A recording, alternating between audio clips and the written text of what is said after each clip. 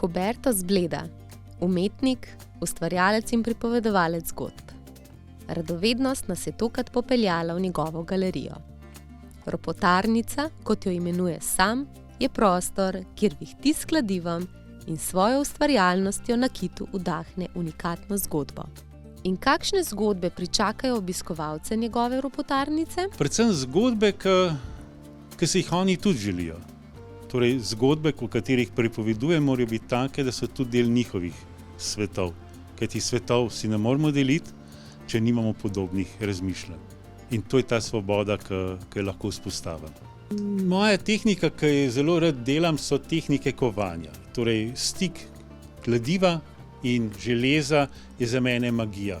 In pravzaprav najbolj čarobno je to, da je to tehnika, ki je stara že več kot 6000 let in kot velikokrat omenjam, jaz jo poskušam oživeti in seveda dodati neko novo prvino. Od kje pa pravzaprav vir navdiha in idej? Tako kot vedno, moj vir navdiha je moj Bled. Jaz sem zaljubljen v Bled, imel sem možnost bivanja v Parizu, v Londonu, na koncu sem končal na Bledu in vse, kar vem, vse, kar razmišljam, vse, kar zgradim za mojo prihodnost, je povezano z Bledom. Pripovedujem pa predvsem o stvarih, ki se me dotaknejo. Tako kot zadnje čase delam na DNK-ju in pravzaprav vidimo posege v DNK in v teh stvarih se je treba spraševati. Velikokrat se sprašujemo o tem, odkot prihajam in zato so te moje maternice, iz katerih črpam že leta in leta navdih. Torej, vse, kar videvam, potem poskušam skozi neko moje razmišljanje podoživeti in potem nekako spraviti v materijo. Huberto je prejemnik mnogih nagrad na njegovem področju.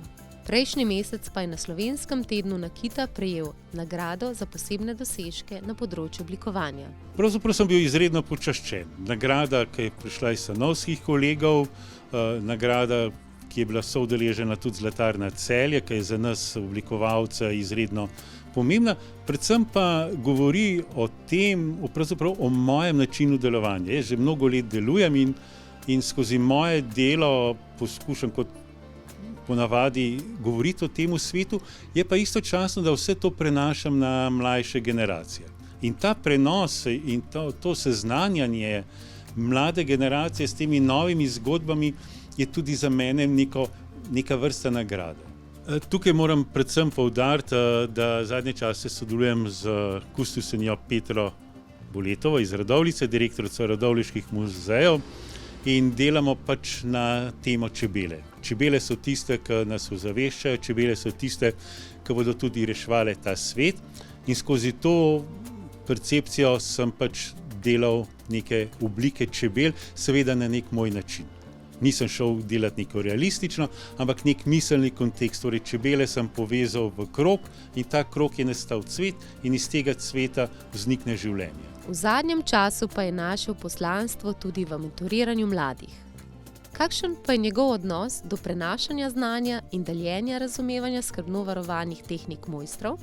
Zelo rad poudarjam, mentorstvo je za mene ta trenutek eno najbolj pomembnih poslanstv, ki jih imam jaz do sveta okoli mene.